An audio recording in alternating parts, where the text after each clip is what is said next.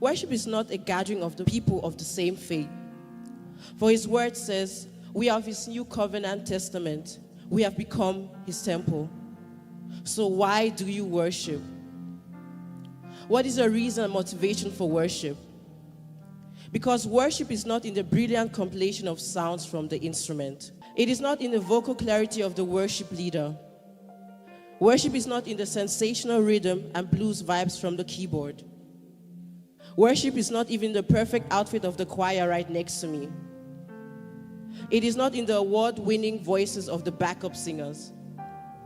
It is a mental consciousness that resurrects your inner man to recognize his presence.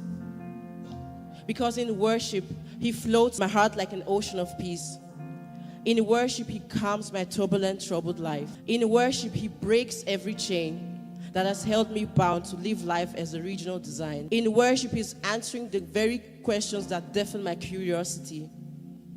In worship, he's reassuring me about my pathway when the direction of destiny and purpose get unsure and unclear. In worship, he reveals me to me. Worship. I know there are days when your flesh tells you you are unworthy, you are guilty and you are dirty. Your makeup is imperfection. You're limited. You shouldn't raise your hands in worship. But let me remind you of his word that says, come boldly before the throne of grace. For my sake and your sake, 2,000 years ago, the curtain of demarcation was torn from top to the bottom.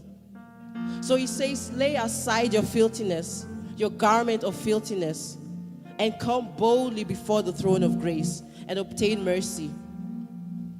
I know there were days when your faith fainted and your patience weighed in pain. I know there were days when anxiety drowned you and circumstances overwhelmed you like a flood.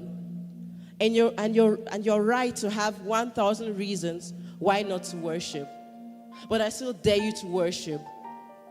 To give worship to him who stretches the earth like a curtain. To give worship to him who speaks and everything is subject to his word. To give worship to him who takes the ocean by the palm of his hands. To give worship to him who dwells in unapproachable light. I still dare you to worship the King of Kings and the Lord of Lords. The Oba Awamba, that's the King of Kings and the Lord of Lords. Worship him in spirit and in truth. For he seeketh such who worship him in spirit and in truth. Selah.